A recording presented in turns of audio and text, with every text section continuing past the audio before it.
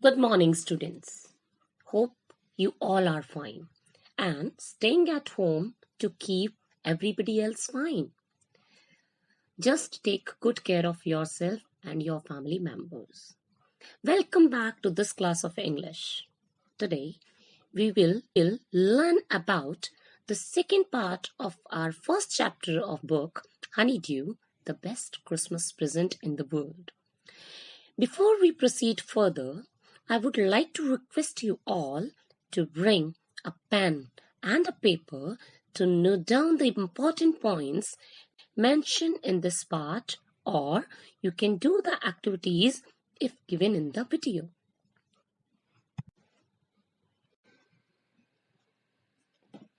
Children, I hope you have done your homework given at the end of your previous class. Have you done? Good. Now let's have a quick recapitulation of whatever we have done in that class. The theme of the story was discussed along with its background in my previous class. I have also introduced you the main characters of the story, like Mr. Jim Macpherson, Mrs. Connie Macpherson, Mr. Hans Wolf, and of course the narrator himself. We have read about that roll-top desk which was made up of oak and brought by the narrator on the Christmas Eve. And how did he find a letter in that? Children, now let me tell you my general objectives of this part of chapter on which I'm aiming at during the chapter. I would like to make my students understand the story and its meaning. My students will be confident to read this part of the chapter with correct pronunciation, stress, intonation, pause, and articulation of voice. They should also develop an interest in expressing their ideas orally and in writing. The students will also understand this particular passage of the story by silent reading.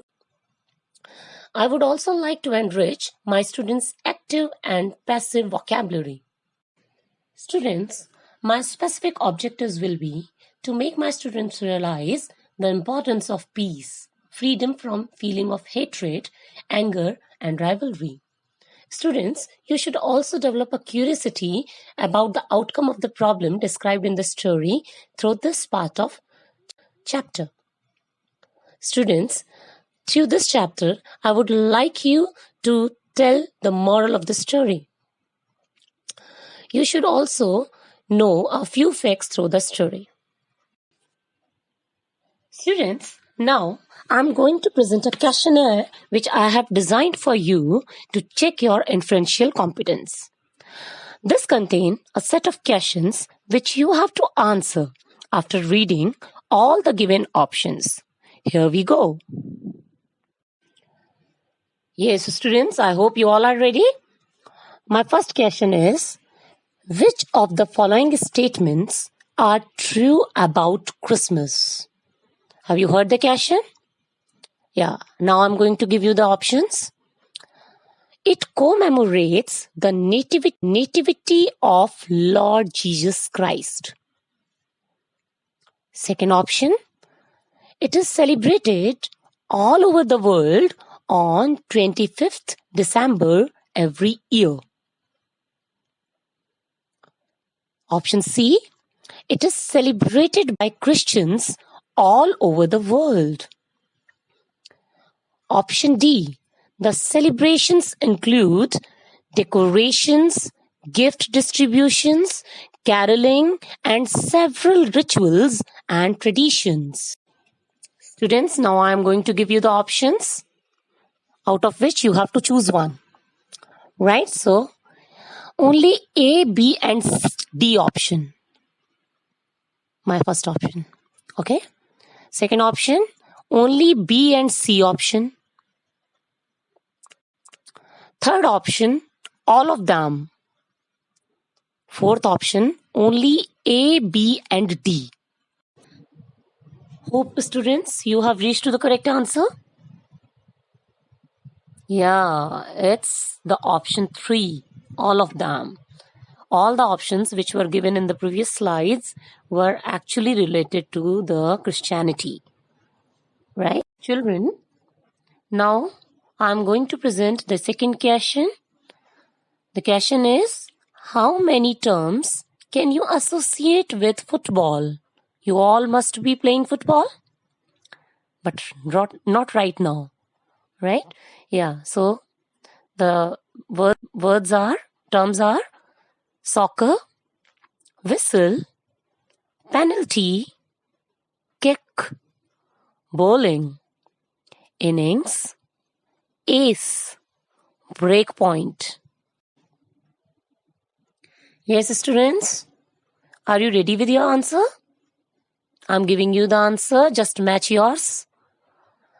The terms which are associated with football are soccer, whistle, penalty, kick.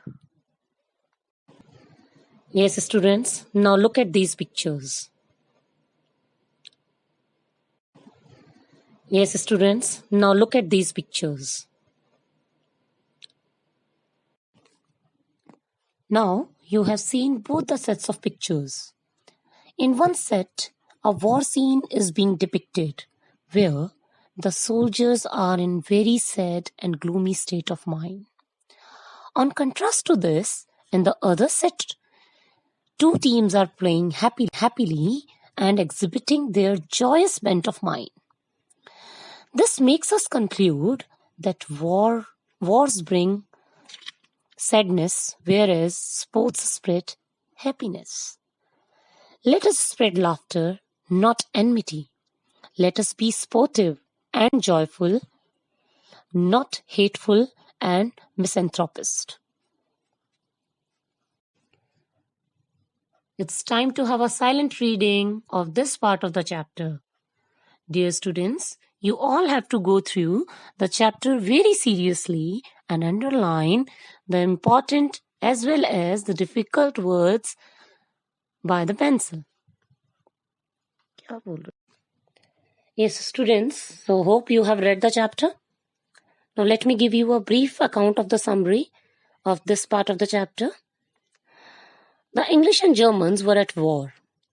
The two armies stood in their respective trenches. Suddenly, Macpherson saw someone waving a white flag from the enemy side and heard Christmas wishes. The English too responded them and wished them from their side. Then they thought it was all over, but to their surprise, Fritz's officer approached with a friendly gesture without stretched hand. This was indeed a very surprising thing. Now, both the captains, Fritz as well as Tommy Captain, chatted with each other about their lands, about their life, etc. Hans told that he knew Dorset very well, to where Jim belongs to. He has never been to England, but he spoke English very well. His favorite writer was Thomas Hardy, and favorite book was Far from the Madding Crowd. They shared many thoughts and food. Then, suddenly, a soldier brought out a football. The soldiers played in the no man's land, while the captains clapped and cheered for their respective teams. Hans Wolff suggested that the war would be much better if the problems are solved by football matches rather than wars, because in a football match, the winner and the loser are chosen without any bloodshed. After the football match, all the drinks and food were consumed. Now it was the time to part. Both the armies saluted each other, and the Germans walked away slowly. Jim bid farewell to Hans with moist eyes. In the night, both the armies were heard singing carols, and the peaceful celebration of Christmas came to an end. Mr. Macpherson ended the letter hoping that the war would end soon. He wrote that both the armies longed for peace and he was sure that they would be together again. According to him, Wars only bring death and sadness. There are much better ways of resolving differences. Yes, students, it's time for enhancement of vocabulary. The difficult words that are used in the chapter. Trenches, deep holes in the ground that are made by the soldiers in order to protect themselves against the enemy. Fritz, a name for German soldiers. For trenches, you can see this picture also. This kind of trenches are created by soldiers in order to protect themselves, in order to hide themselves. No man's land, an area between armies which no one controls. Tommy, a common name for English soldiers. Reached out. The meaning will be they extended the hand in order to meet someone. Schnapps, a German drink made from grain. Cello, a musical instrument like a large violin. You might have seen such kind of musical instrument in many movies, serials, etc. Often, parentless child. Huddles, heaps. Stamping, producing sound from your feet by patting on the ground. Parapet, high wall around anything. Marzipan, a sweet covering on a cake made from sugar, eggs and almonds. Mingling, mixing. Dugout, a shelter for soldiers made by digging ground. Yes, children, now it's time for a quick recapitulation, which is based on whatever we have read so far. It will be a true-false exercise. I will ask a certain questions or give you a certain statements, which you have to tell me whether they are true or false. So the first statement. Tommy's initiated the friendly match. Second statement. Hans Wolff was a lover of English authors. Third statement. Mr. Hans Wolff was a school teacher before getting into army. Fourth statement. Tommies were the winners of the friendly football match. Remember that football match? Yeah.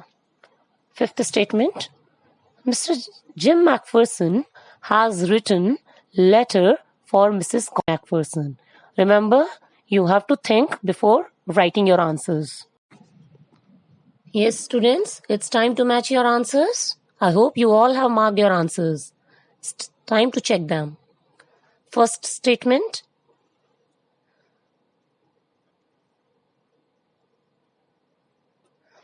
Tommy's initiated the friendly match. Yes. What is your answer? False. Yes, you're absolutely correct. It was not Tommy who initiated the match. It was Fritz who initiated that friendly match. Hans Wolff was a lover of English authors. What's your answer? True, yes. And who is his favorite author? Yes, Thomas Hardy. Mr. Hans Wolff was a school teacher before getting into army. Is it correct? No, false. He used to play the cello in orchestra. Mr. Jim Macpherson was a school teacher before getting into army. Tommies were the winner of the friendly football match. Is it correct?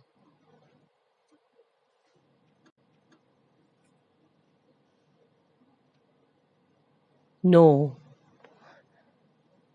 Fritz won 2-1 against Tommy's. So who will be the winner? Who were the winners?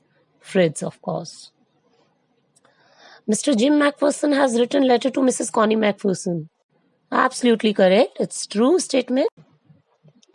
Hey students, now it's time to discuss the second comprehension that is there in the page on the page number 14 of your book Honeydew. The first question says, who had written the letter to whom and when?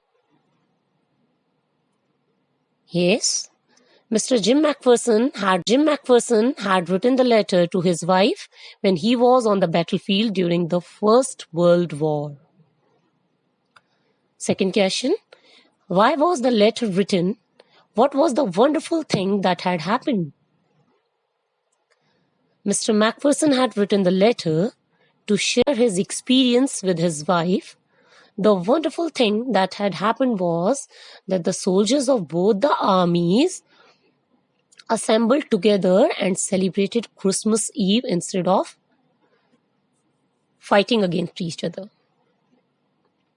Third question, what jobs did Hans Wolf and Jim McPherson have when they were not soldiers? Yes, answer will be Hans Wolf played the cello in orchestra at Dusseldorf. Mr. Jim McPherson was a school teacher from Dorchester in the west of England. Fourth question, had Hans Wolf ever been to Dorset? Why did he say he knew it? So the answer is no. Hans Wolf had never been to Dorset. He had learned all about England from school and from reading books in English. His favorite writer was Thomas Hardy, from whose novels he must have learned a lot about. Yes, students, it's time to give you a small worksheet. That is, of course, extract-based questions. I'm reading an extract for you.